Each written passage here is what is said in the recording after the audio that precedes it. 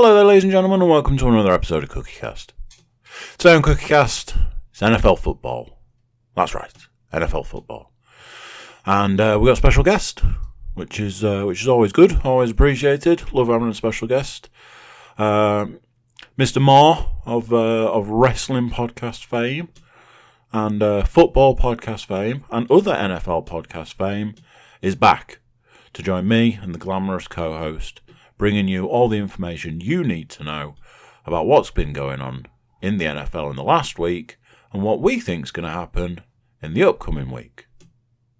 So yeah, there's a video for this, and that video sits on YouTube.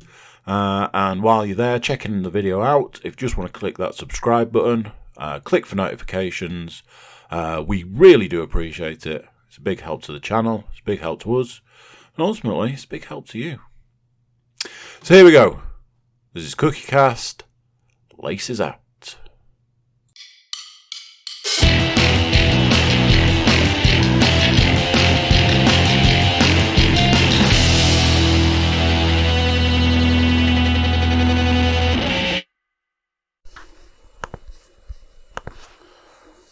And we're off. Good evening, ladies and gentlemen, or in this case, gentlemen. But for you people, it's ladies and gentlemen, because, not only are we Yorkshire's number one NFL podcast, we are trending number one in female listeners. Oh. That's that. Are we also trending number one in made-up stats? That stat may or may not be made up. I cannot confirm or deny. But it sounded good, and that's what matters. So, here we are again. As the weeks tick by, the podcasts keep on coming. This is the egg-shaped ball. It's not really egg-shaped, is it? It's what was it? What was it? Ed referred to it once. American hand egg. a little bit of American hand egg. I mean, I'm worried about the kind of eggs that he sees. I think, for novelty, we should get Ed on one of these at some point in time. You know what he's like. I'm sure he'd love it. Loves the sports ball. He can do back to back to back. We'll do it one week where we're doing NFL, football, wrestling. Get him on all three. Really flex those muscles. I wonder which he'd feel more out of his depth on. I think he'd feel quite comfortable with the wrestling because he's got a line into the wrestling. That is true. Anything outside of that. But, as they say in the business, there's only one way to find out. So look forward to that podcast going in the future. It's the most popular week ever, then he's on all the time. Yeah, exactly. Oh yeah, he'd have to do it like the washing up. He'd have to do it badly so he doesn't get invited back. It is NFL football. It's week 8. It's week 8 now. Week Wow. 8. Wow, it's practically the Super Bowl. I am here. Me and my glamorous co-host coordinated fashion-wise this evening. Went for very similar hoodies. Mine's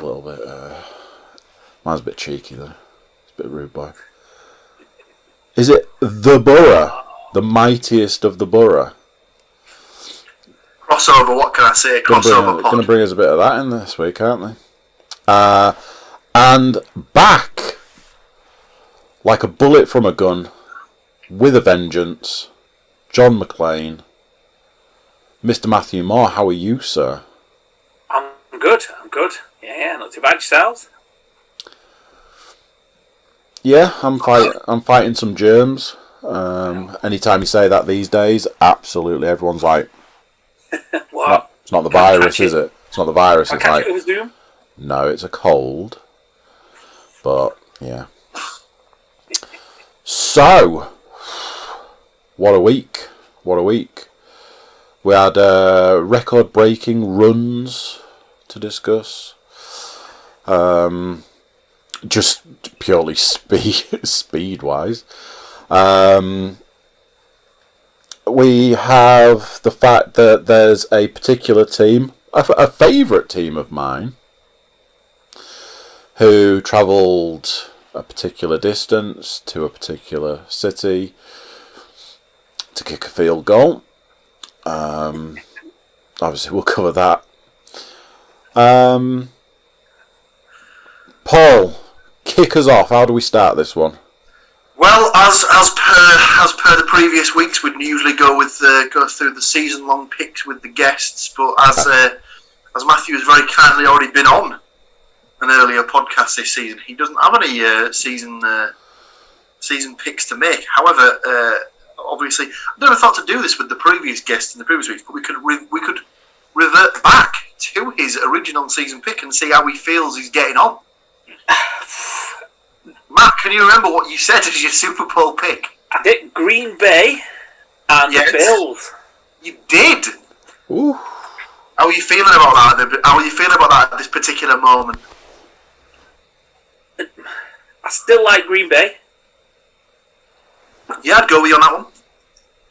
I think after watching Pittsburgh the past few weeks, I think I might need to change my mind a little bit because Pittsburgh have looked tasty, and I messaged someone the other day, and I was like, next year when it comes to fantasy, there's no way I'm selecting a Steelers wide receiver because it is an absolute crapshoot, isn't it? It's insane. You could get one, and you think, oh, wicked. You know, I picked up Claypool off waivers. I'm like, brilliant. This guy's awesome. Oh no, this week 0. In fact, in some leagues, -. You're like, okay then. Well, that's just pointless. Then next week it'll be Juju. Then it'll be after me slagging off Juju last time I was on. I think I remember. I remember there was something about some shade was thrown in that direction. It's like there's obviously something to be said for it though, because obviously if you've got an abundance of riches at receiver, they can't cover them all. So that's it. You're going to get it to someone at some point, aren't you? The best thing about it is that the Steelers can draft many wide receivers, and the Pats can't draft any.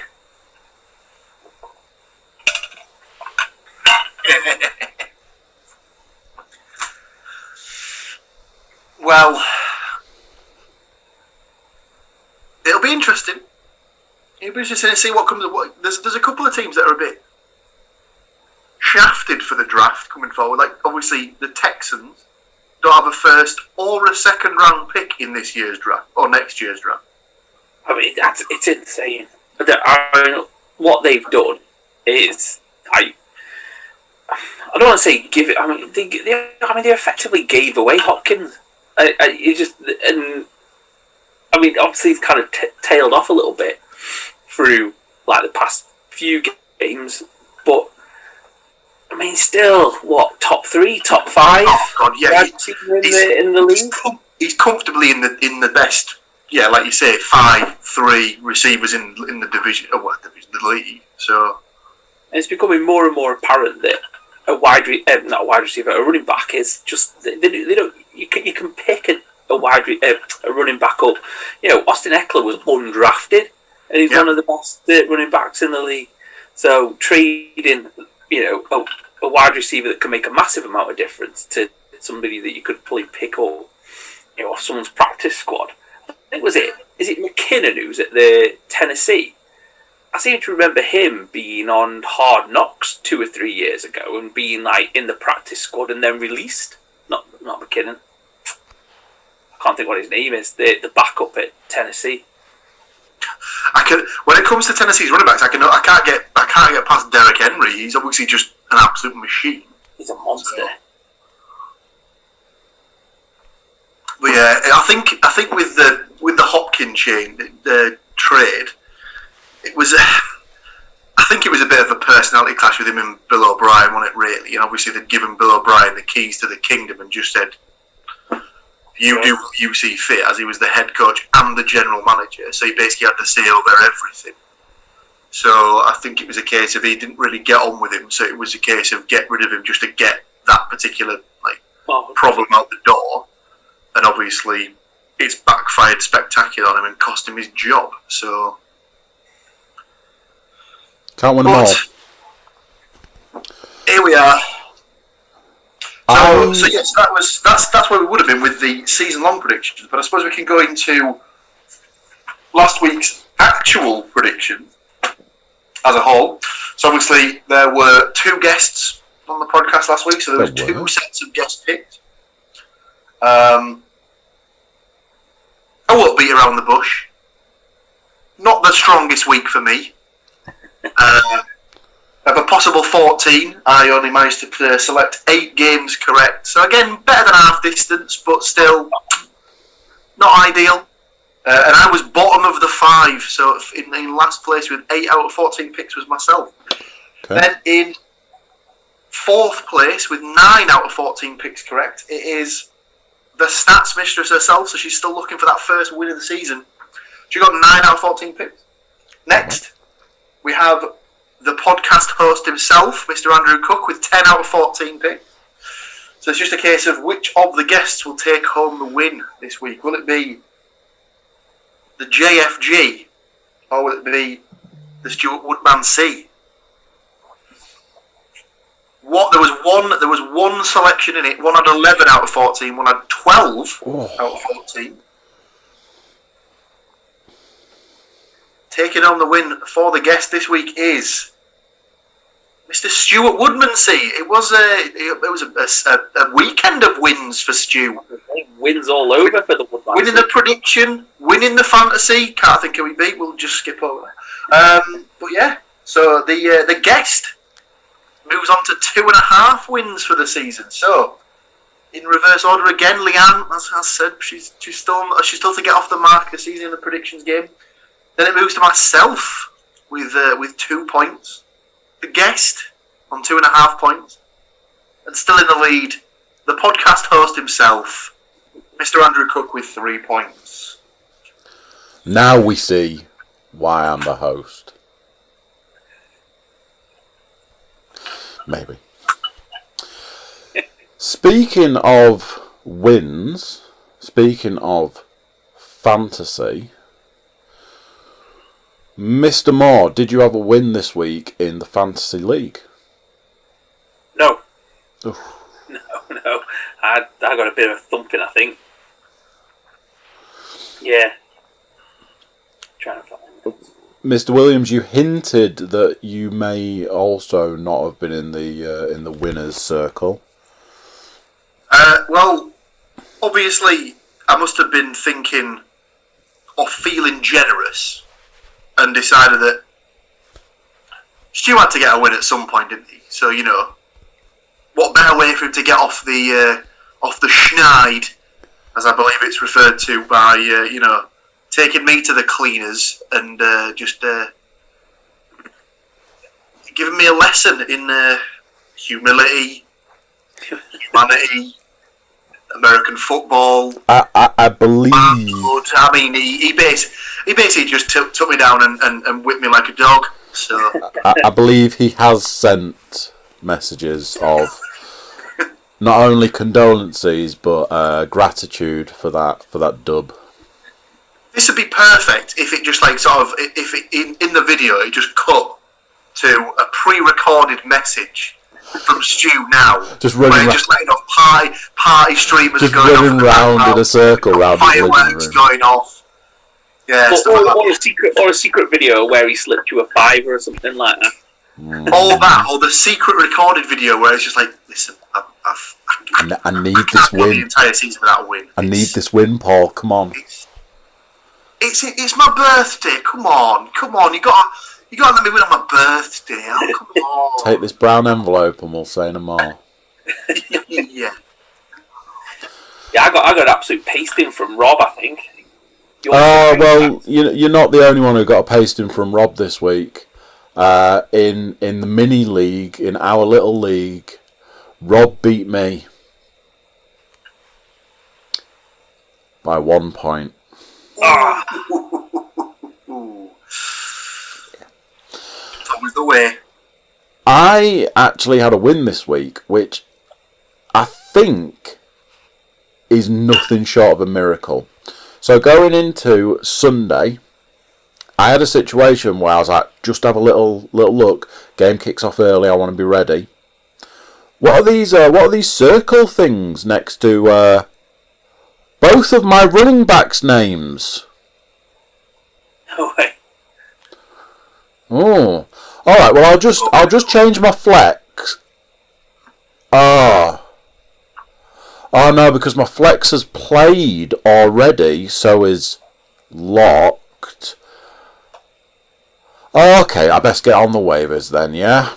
So, I think I picked the second of 2 running backs up in our monstrous league at 4:30 on Sunday.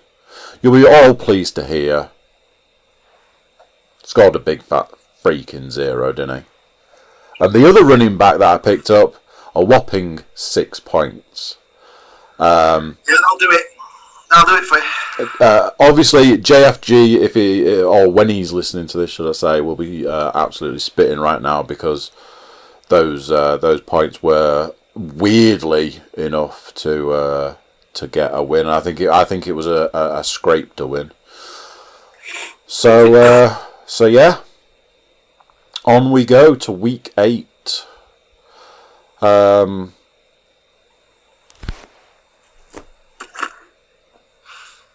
Shall we talk a little bit of statty?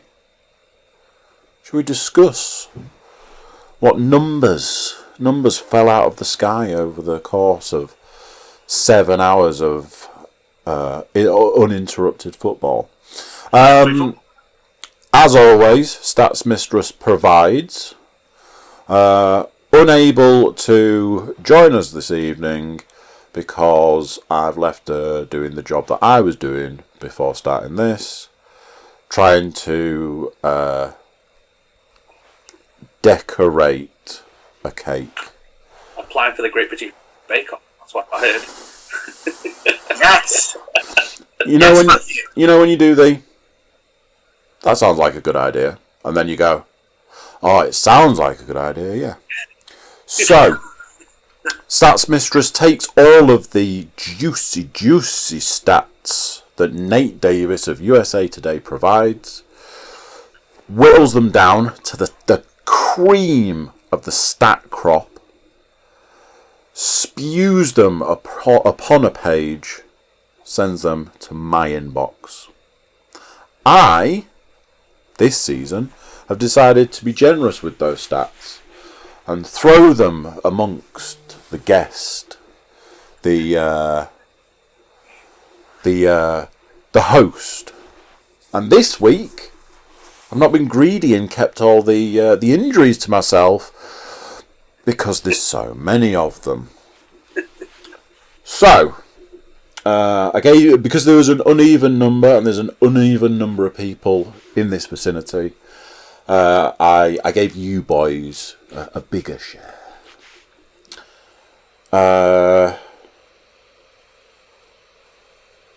That's not even true. I think I'm lying about that. Anyway, enough of the tickling. Let's get cracking.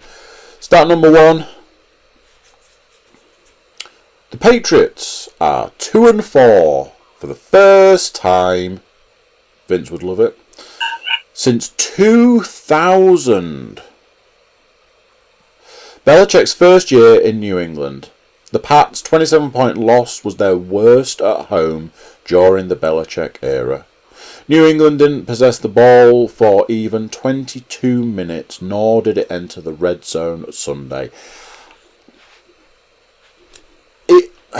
Is it just me that reads that, hears that, is part of that stat that's just like, it's like a lovely warm blanket. A lovely warm blanket of go fuck yourself. Wait a second. It just dawned on me, because you were doing a Patriot stat, I should have done this, shouldn't I? Oh, look at it. You're dangerously close, with the sleeves rolled up. And then have the old scowl on or something like that. And then if you want to ask me a question, Andy, I'll give you the shortest answer you could possibly ask for if you want. Who are you playing next week? Whoever it says on the schedule. Well, useless. Well, it's like I'd say onto whoever, isn't it? On to Cincinnati. Yeah, that's the one. On to Cincinnati. What sort of tactics are you going to be using for that week? Whatever comes up. There was the one that he did the other week when they got beaten. It was something like I can't remember what the question was, but the answer he gave was, "Well, what are you looking for? A percentage?" And it was just a generic question that he got asked in the press conference, and he was just like, "What, you want a percentage?" We're just terrible on one side of the ball. I was just like, fucking hell, Bill, just chill out, man. Fucking hell. The unfortunate thing is, obviously, he's like a football genius, because apparently what he does is he just goes around the pats, and if one side of the ball or one particular area of the game is shit, basically the coordinator for that week is told, go and sit in a cupboard. And Bill's going to sort that out this week. Yeah. And that's the way it's done, and then he moves on to his next thing, and it's just this kind of like, he's basically got a load of yes men in there that he just kind of thinking, but unfortunately for all his football genius, he's an unbearable tosser. You're just like, I just think, oh, come on, it's this kind of like, there's an NBA coach, Greg Popovich, who's exactly the same, and he's an absolute genius. And it's like, well, ask me a better question. And you're like, you do realise they have to ask that question because, it's irrelevant, and you just have to be a complete dick to someone doing their job.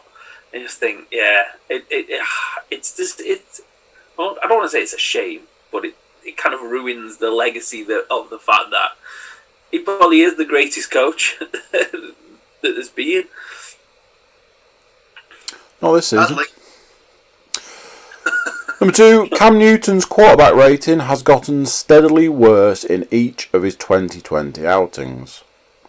100.7, 94.6, 73.8, 56, 51.6, and 39.7. Wow. Brady and tight end Rob Gronkowski have now hooked up for 92 touchdowns all time. Only Peyton Manning and Marvin Harrison have more, 114. Steelers are now the only undefeated team so far this season. I don't know if it's covered. I don't know if that's the only mention of the Steelers in here, but I imagine every single person heard the last X number of teams to get to this point to be undefeated have gone to the Super Bowl.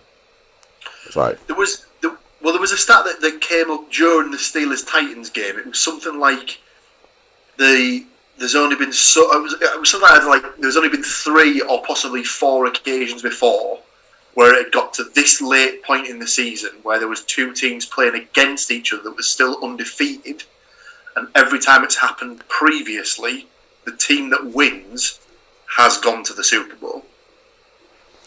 Yeah, it's one of those. I kind of wish the stats mistress was here because she has some very strong opinions about the Steelers and their winning record this season.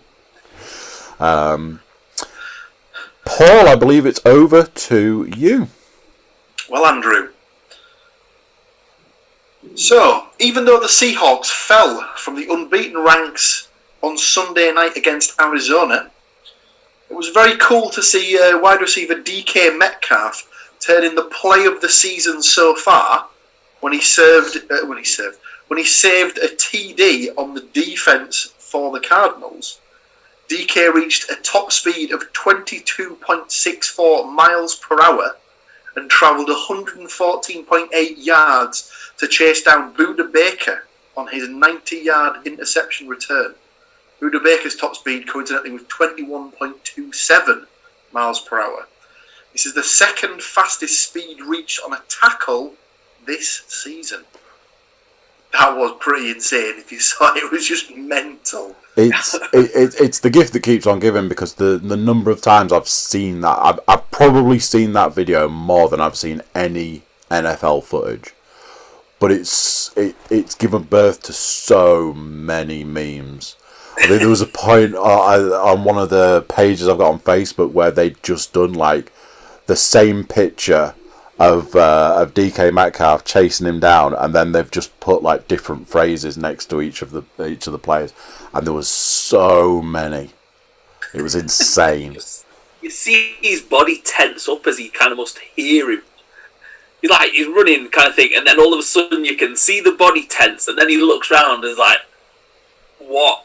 And someone I'd watched, I can't think which one what I was watching the other day, and it was they said that DK Metcalf's the 40 meter, is it the 40-yard sprint? Yeah. In the combine, he was a 0.1, so a tenth faster than the guy he's chasing down. And there it is on the field, right there, kind of thing. I mean, he looks like the way he runs, the way he was running, you're just like, it's absolutely insane. It was mad. But it was crazy because I've only seen it back once, but I'm sure that he almost does it from he's not standing still, but he's not exactly like jogging along and then just goes into top speed. He's almost like stood still He's and then just the wrong way. Gone. Yeah, I'm sure he's facing the wrong way. I'm sure he's like. He'll have completed his route, won't he? Yeah. Turned around, seen that the interception's been made, and then just thought, I can get him. And he's just gone. It was very much not on my watch. This is not happening. And he was just off. It was very cool. It was very cool.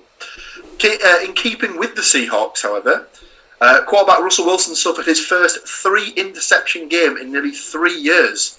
Perhaps putting a little bit of a scuff on some of that MVP shine that he's currently showing at the moment.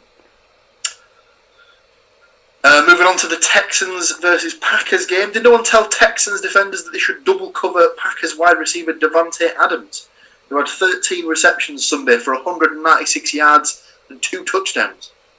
It's not like Houston even had to worry about the deactivated running back Aaron Jones, who wasn't even on the field.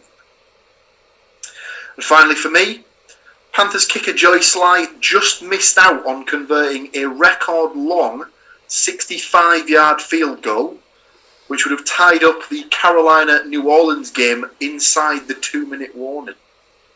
Yeah, it looked like it had the line. It just didn't have enough leg, did it? Yeah. It sort of died just as it got to the end zone, I think. Would have kicked that in Denver. Would have flown straight through. Would have made it from 75 yards. Matthew, I believe you are up for some stats.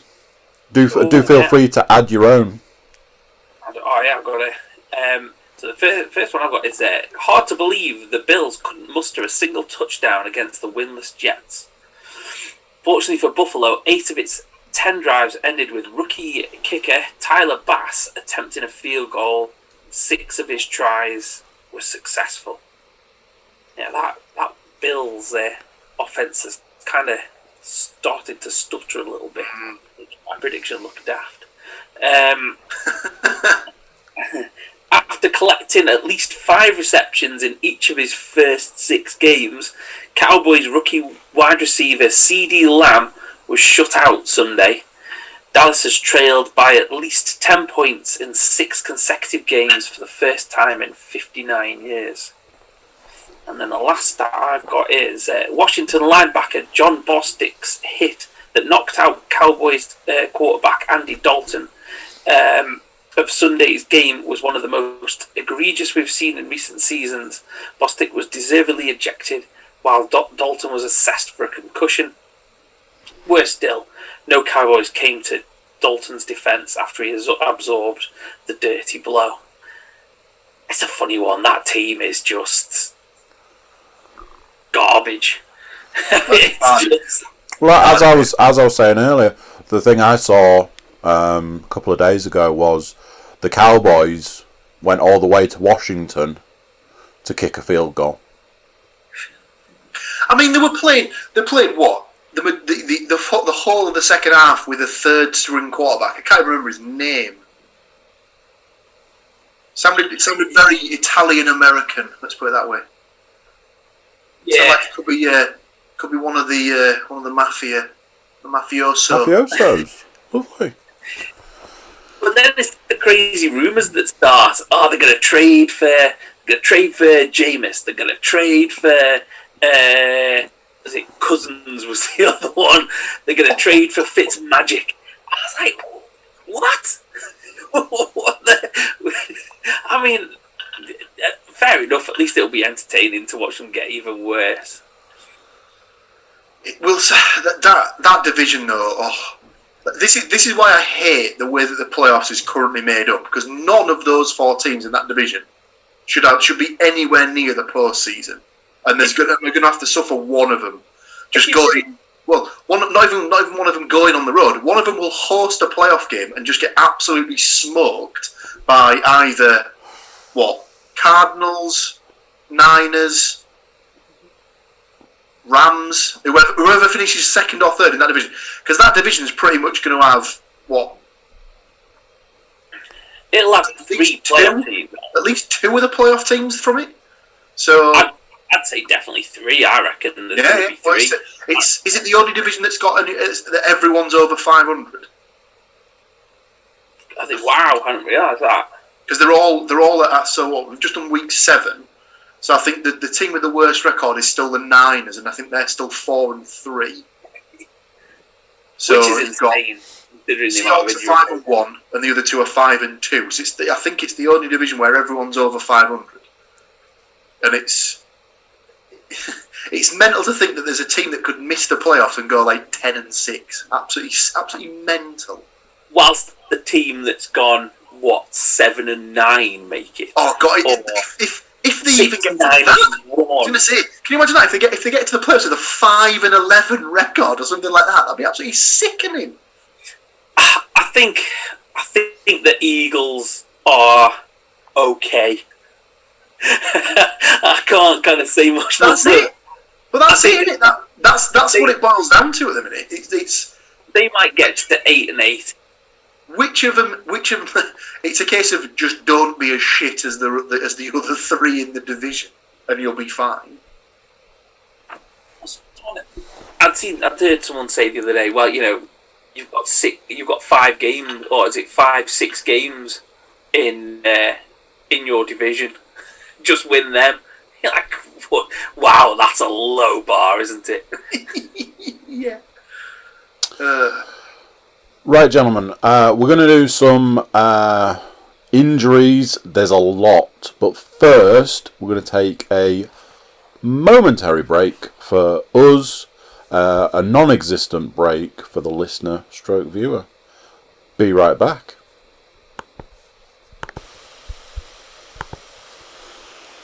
And just like that, through the magic of no editing whatsoever because I'm too lazy, we're back. The eagle-eyed will notice that there's been a little bit of a... And I can never work out which side of the screen I'm on until I actually sit down and put the magic to it. So, yes. We've got injuries, gentlemen, and our cup runneth over with injuries. I think I kept the first 3, maybe. Paul, is your first one a Falcons one? It is indeed. Right, okay. Just so I know where to stop. Injuries are one of those things. Obviously, we all feel bad when people get injured, especially when you look at certain ones like the second one on our list. But this has a bigger impact for you fantasy players out there, as I know, having all the garbage I had to deal with at the weekend. Steelers wide receiver Deontay Johnson limped off the field in the 4th quarter with an apparent lower leg injury. Real descript. Cowboys quarterback Andy Dalton was knocked out of the game after sustaining a brutal hit. Dalton, who suffered a concussion and was ruled out, was motionless on the turf before regaining his senses and being helped to the locker room. The name I believe you were looking for is Ben DiNucci. That's the guy. Entered the game for the Cowboys at quarterback. And my final one, and this is probably a big one for a lot of people, Browns wide receiver Odell Beckham Jr. was ruled out versus the Bengals after sustaining a knee injury. Beckham was injured while attempting to make a tackle after Baker Mayfield's first quarter interception. Beckham limped to the locker room after the play and didn't return. What that doesn't say is that I saw yesterday he's been ruled out for the season. Was it ACL? ACL, yeah. It's not torn though, is it? It's just damage. Whatever it is, it's bad because he's done it's bad. It's bad. Paul, I believe you are up. Falcons wide receiver Russell Gage returned to action after briefly exiting the game in the first quarter with a knee injury. The Jaguars wide receiver D.D. Westbrook was carted off the field with a knee injury and ruled out for the rest of the game. Running back, wow, what a name, Divine Ozigbo. That name is divine. Hamstring. What a great name. I'll have to tell Amy that one. She'll get a kick out of it. Patriots wide receiver N'Keal Harry. It says head, so I'm assuming he was concussed. Did not return versus the 49ers after sustaining a big hit in the first quarter. I mean, that's going to be a concussion. And finally, Broncos running back Philip Lindsay suffered a concussion versus the Chiefs. Broncos wide receiver Tim Patrick, hamstring, also suffered injuries. Jesus Christ, the Broncos are affected more than most this season. They've had absolutely no luck with injuries this season so far. Them and the 49ers, isn't it? Niners have been a bit beat up as well. So moving on to the 49ers. 49ers running back Jeff Wilson was taken to the locker room with an ankle injury and did not return. Receiver Deebo Samuel suffered a hamstring injury. I think they said at one stage this season 40% of their salary cap was injured. Which is, I mean, the fact that they're 4-3 shows that they've done really well. Chargers tight end Virgil Green was helped off the field with an ankle injury and did not return. Seahawks running back Chris Carson left Sunday night's game early with what coach Pete Carroll said was a mid-foot sprain. A mid-foot sprain, that's an interesting one. Carroll said an MRI will be needed to determine the severity. And then, following a fourth down conversion run in the fourth quarter, Arizona Cardinals running back Kenyon Drake went down with an ankle injury and was subsequently carted off. He was ruled out for the remainder of the game. I think he's scheduled to miss the next 2 or 3 weeks from what I saw on the fantasy app earlier today, because I was potentially looking to get a trade for him at some point. But if he's ruled out for the next couple of weeks, I think they're on bye next week, the Cardinals anyway. So obviously that gives him an extra week to recover. But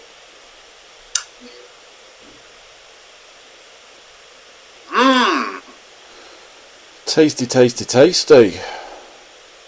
So, Mr. Williams, how are we shaping up predictions-wise? I know I sent you mine, and I know I also sent you Stats Mistress, Mr. Moore. Did you furnish Mr. Williams with some stats? That book is looking lovely. I did. I sent him my NFL pick'ems. boom. That's why I do it. Across the board, obviously I think potential game of the week that stands out the most would probably be Steelers-Ravens. Tasty. Only Matt fancies the Steelers to remain unbeaten there.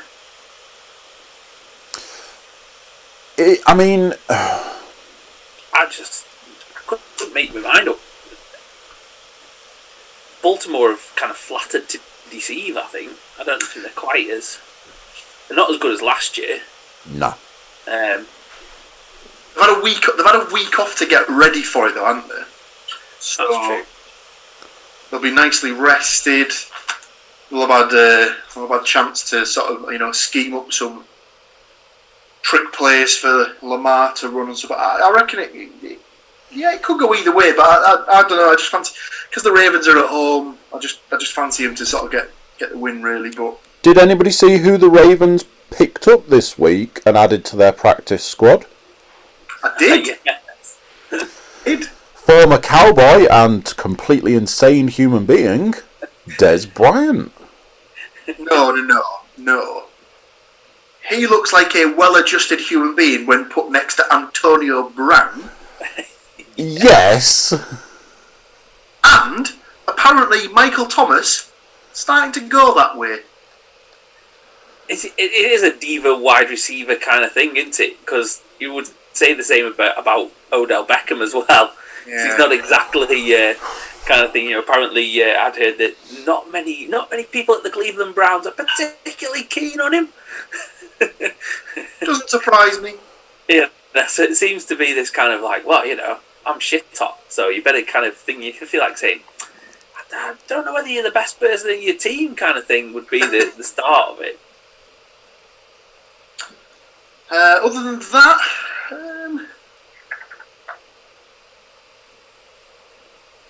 not really any sort of like games that really sort of jump off the page. Really, it's an awful lot of. No.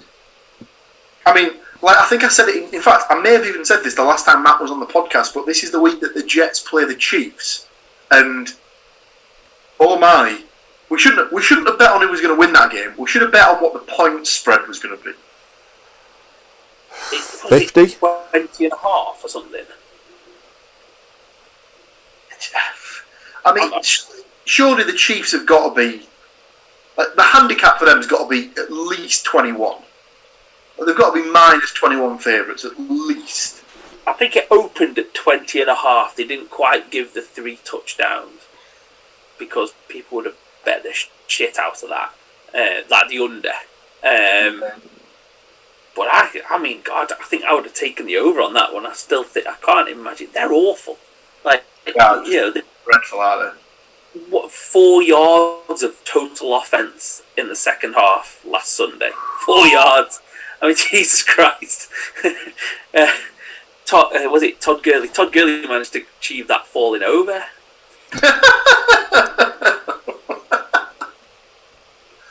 Oh man, yeah, that.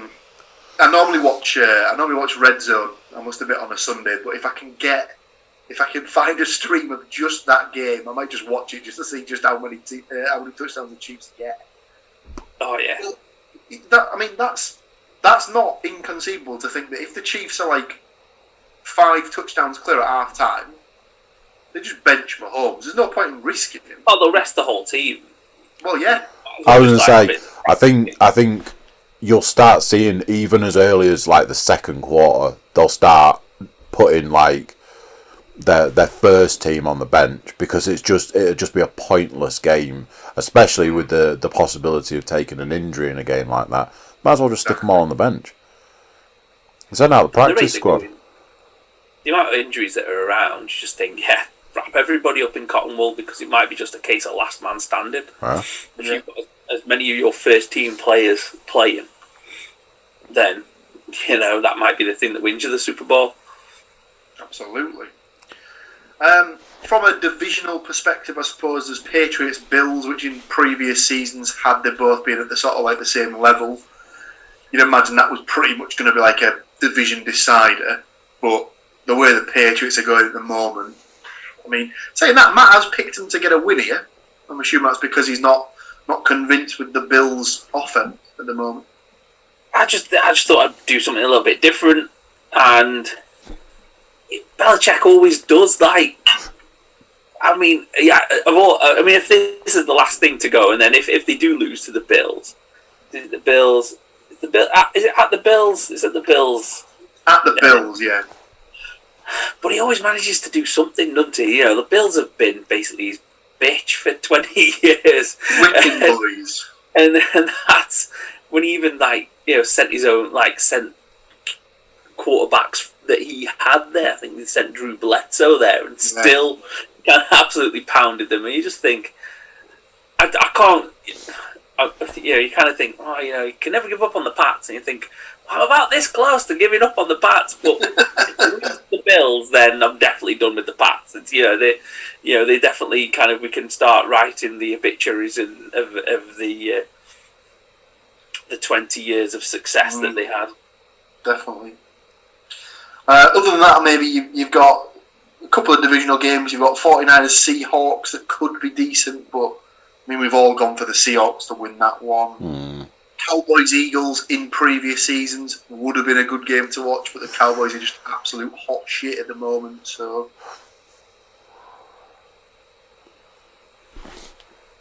who knows? Not an awful lot of differences in our. I was going to say earlier. I imagine this is one of those weeks where, as far as predictions, we'll all be fairly close on this. By the sounds of it, Matt's definitely playing for points. But I think when I sent you mine and I sent Leanne's, I was looking, I was like, from a glance, they look very similar. They are exactly the same. That'll be right then. There's some like weird ones though, isn't it? Like you look at Atlanta and the Panthers, and you think, actually, you could convince me that Atlanta, whilst love giving away leads, are not that far off. Did they have a 93.7% chance of winning on Sunday at one point? It was over 95%, I think. Yeah, when the Lions were driving, so it was obviously that never really came up in the conversation, did it? The let Todd Gurley score the touchdown score so that they could get the ball back to drive and try and score a touchdown. But it was very strange because it happened in the Super Bowl, didn't it? It was when the Giants played the Patriots a couple of seasons ago, and the Patriots let the guy score, and then he just fell into the end zone, and then the Patriots got the ball back and just couldn't complete the last minute drive. But yeah, I agree with Matt there. Like, we've all picked the Panthers, but I could see the Falcons winning that one. It's another divisional game, so you'd imagine maybe you'll occasionally step up your game against your divisional rivals. I see that CMC is being allowed back in the lineup there. I think he was designated to return from this week onwards, so he might not get a full schedule, but you'd imagine they'd give him at least a couple of reps to see how he's doing. Yeah. The other one I looked at was the Miami game. That'll be interesting because obviously Tua's the starter, isn't he? As well. Yes. So not gonna lie, if I was starting a quarterback that you wanted to be the face of your franchise for the next 10 years plus, I wouldn't exactly be starting him and his trick hip against the best defensive player in the league. It's the Kirk Cousins, not Kirk Cousins, Alex Smith kind of thing. Oh yeah, we've got who are we playing this week? All right, yeah, we're playing the Rams. Yeah. Isn't that who Aaron Donald plays for? Yeah. So you might spend a little bit of time on your back.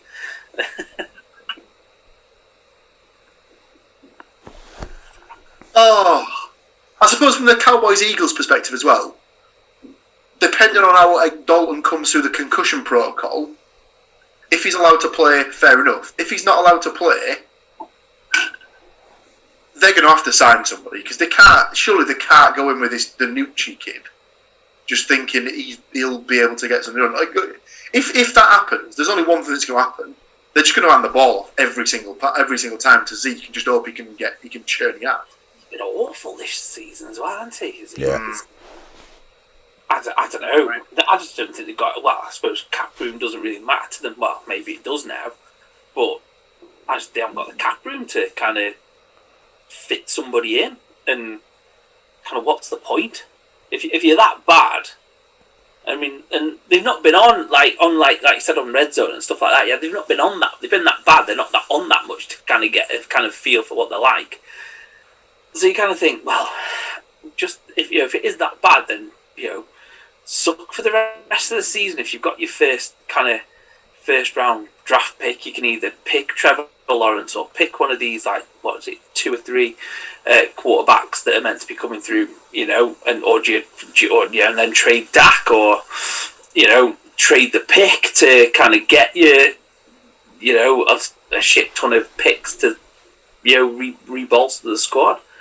But Dak's an interesting one, wasn't he? Because didn't he just sign on the franchise tag for this season? So his contract's up for renewal. So if they did end up the season just goes to shit, and they just decide that obviously McCarthy's not the guy they thought they were signing as the head coach, do they just think, fuck it, let's just completely start again with a clean slate, burn it down and rebuild? Manager, new head coach, one problem franchise quarterback. Let's just start again from start.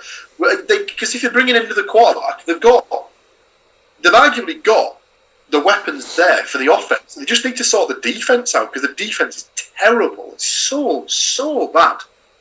Do you know how long Mike McCarthy's contract is? Oh God, what was it, 5 years or something? 5 years. So he's not going to go anywhere for. Oh, Jerry don't care, does he? Good old Jerry. That's just a couple of years worth of season tickets for that guy. He'll eat that. It's fine. You think? I don't know. If it's true what the players are saying, in the sort of the coaching sessions, they're saying that the coaches just they don't have a plan B, they barely have a plan A, and stuff like that. It's bad. Oh yeah. As soon as it's like in football, as soon as you lose the dressing room, your days are numbered, really, aren't they? So watch this space. Indeed. Well, gentlemen, any other business? No, I've got nothing. On me. Nothing from me either. So, Matt, whilst I've got you here, good luck to you for this week, and thank you. Good luck to you too. Take advantage of my injury-ridden team, because that's the excuse I can use for this week's defeat. So yeah, thank you both for joining me, and good luck to everybody involved, and until next week, see you later. Thank you, bye. So there we go, what do you think to that one? Another one done. Big thank you to Matthew Moore for joining me. Big thank you to Paul Williams. Never gets any thanks, that guy. So there's some thanks for you, Paul. Cheers for joining me. YouTube watchers, do subscribe, share with your friends, all that good juicy stuff. Everybody jump over to thecookiecast.com, check us out over there. Send us some form of love, information. Tell us what you're picking. Tell us who your favourite team is. Any of that, we accept it all. So that's it for this one. Till next time, I'm going to say bye, and I'll see you then. Bye.